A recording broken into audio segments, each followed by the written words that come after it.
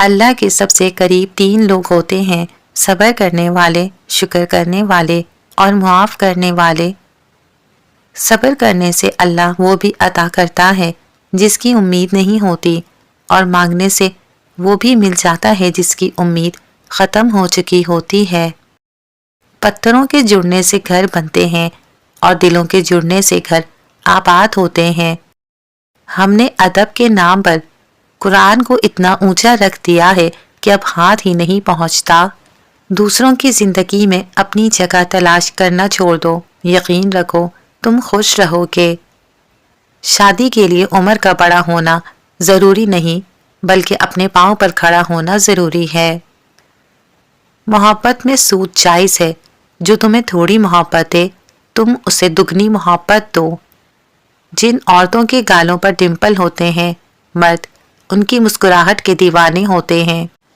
جو تمہارے درد میں شریک نہ ہو، اس کی 2 ہی وجوہات ہو سکتی ہیں: یا وہ مخلص نہیں، یا خود کسی درد میں مبتلا ہے۔ نفسیات کے مطابق نیلے رنگ کے کمرے میں انسان زیادہ توجہ اور یکسوئی سے پڑھ سکتا ہے۔ رات کتنی ہی اندھیری کیوں نہ ہو، سورج نکلتے ہی ختم ہو جاتی ہے۔ قیامت کے دن صرف بیوی کی نافرمانیوں کا نہیں، بلکہ شوہر کے ظلم اور بدسلوکی کا بھی حساب ہوگا۔ وقت کا کام ہے گزر جانا، اچھا ہو تو شکر کرو، برا ہو تو صبر کرو۔ خوبصورت مرد وہ نہیں جو شکل و صورت میں اچھا ہو، بلکہ وہ ہے جو عورت کی عزت کرنا جانتا ہو۔ جب محبت روح سے کی جائے تو انسان دوبارہ کسی اور سے محبت کے قابل نہیں رہتا۔ اس لیے اللہ پاک نے سچی محبت کو نکاح کا نام دیا ہے۔ عورت اپنے چھوڑے ہوئے مرد پر سوئے ہوئے شیر کی طرح نظر رکھتی ہے، اور تم سمجھتے ہو کہ وہ تمہیں بھول گئی ہے۔ عورت ایک ایسی حسین مخلوق ہے جس کی چاہ میں مرد سب کچھ ہار سکتا ہے، حتیٰ کہ اپنی عقل بھی۔ اصل مرد حالات سے لڑتا ہے، کمزور مرد عورتوں سے لڑتا ہے۔ بہادر مرد کی پہچان یہ بھی ہے کہ وہ عورت کو گالی نہیں دیتا۔ مرد کی محبت عورت کو ہمیشہ جوان رکھتی ہے، اور مرد کی بے قدری عورت کو کم عمری میں ہی بدصورت اور بدمزاج بنا دیتی ہے، کیونکہ عورت کے سب رنگ مرد سے ہی جڑے ہوتے ہیں۔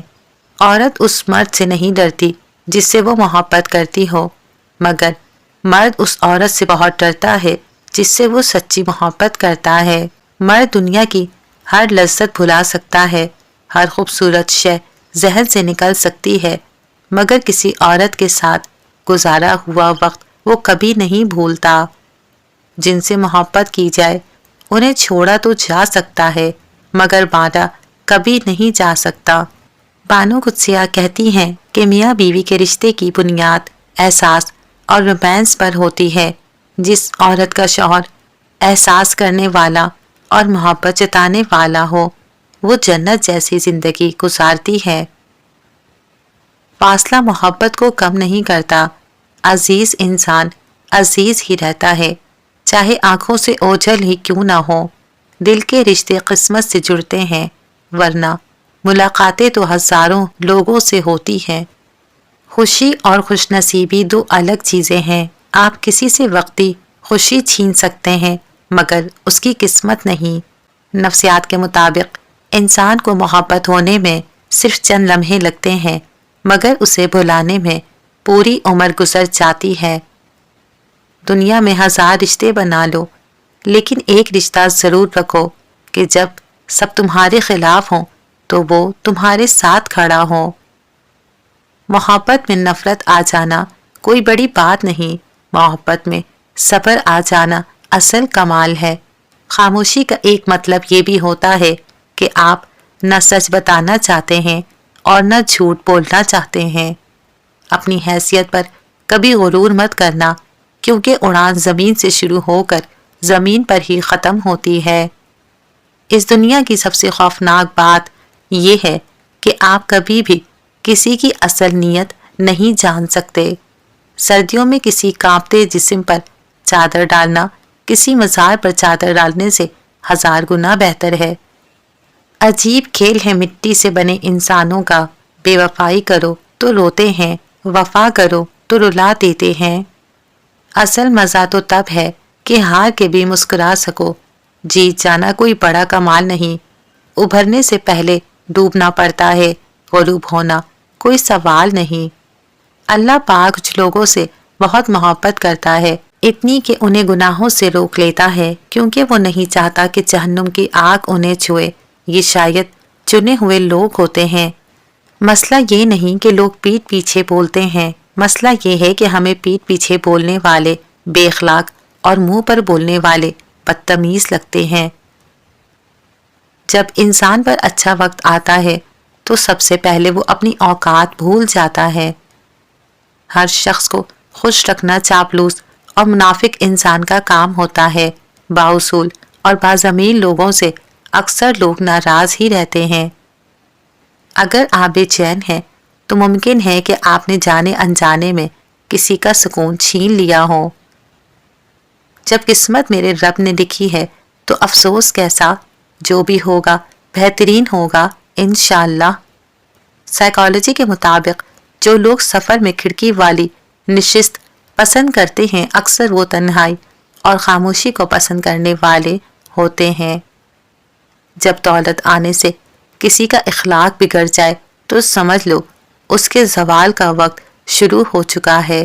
حج مہنگا ہو گیا تو کوئی بات نہیں، نماز مفت ہے وہ پڑھ لیں۔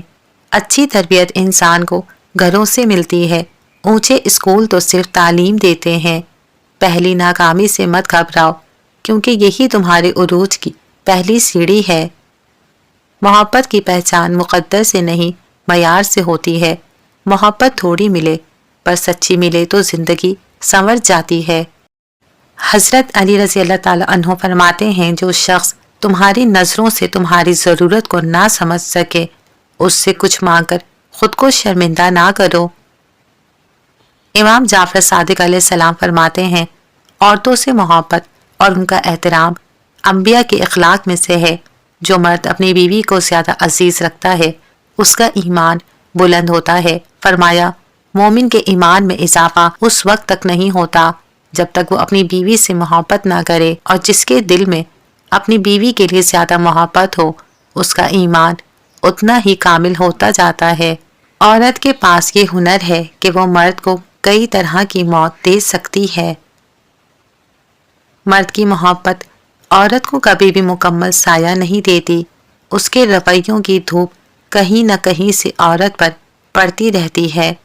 کم بولنے والا لڑکا اور زیادہ بولنے والی لڑکی ایک مکمل جوڑی ہوتی ہے۔ اپنی بہن چھپاؤ اور دوسروں کی بہن واؤ، اے ابن آدم ڈوب کے مر جاؤ۔ مرد عورت کا شکار کرنے کے لیے بڑی ہوشیاری سے اس کی پسند کا چولا پہنتا ہے، اور جب عورت کو حاصل کر لیتا ہے تو اپنے اصلی رنگ ڈھنگ میں آ جاتا ہے۔